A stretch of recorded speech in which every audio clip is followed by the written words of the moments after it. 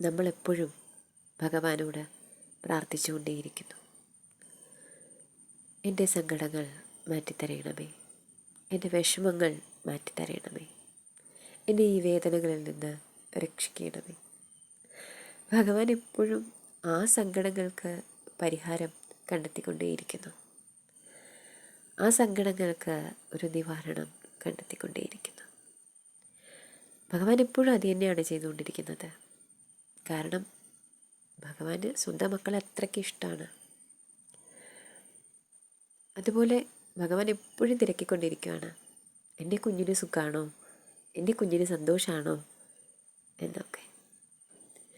അത് ചിലപ്പോൾ നമ്മളെ ഏറ്റവും നന്നായി സ്നേഹിക്കുന്ന വ്യക്തികളിലൂടെ ആയിരിക്കും, അതല്ലെങ്കിൽ നമ്മളെ ഏറ്റവും നന്നായി മനസ്സിലാക്കുന്ന വ്യക്തികളിലൂടെ ആയിരിക്കും, അതുമല്ലെങ്കിൽ പ്രപഞ്ചശക്തികളിലൂടെ ആയിരിക്കും. നമ്മളെപ്പോഴെങ്കിലും ഭഗവാനോട് ചോദിച്ചിട്ടുണ്ടോ, ഭഗവാനെ സുഖമാണോ എന്ന്? ഭഗവാൻ അത് ആഗ്രഹിക്കുന്നുണ്ടാവും. നമ്മുടെ പ്രാർത്ഥനകളിൽ അന്നുള്ള വിശേഷങ്ങൾ ഭഗവാനോട് പങ്കുവയ്ക്കുക. നല്ലതും ചീത്തയും ഒക്കെ ആയിട്ടുള്ള വിശേഷങ്ങൾ,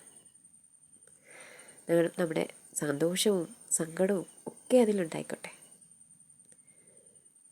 അത്തരത്തിൽ അതിരുകളില്ലാതെ ഭഗവാനെ സ്നേഹിക്കുവാൻ കഴിഞ്ഞാൽ അതാണ് പരമമായ ആനന്ദം. ആ ആനന്ദം നിങ്ങൾക്ക് അനുഭവിക്കാൻ സാധിക്കട്ടെ. ഓം നമഃ ശിവായ.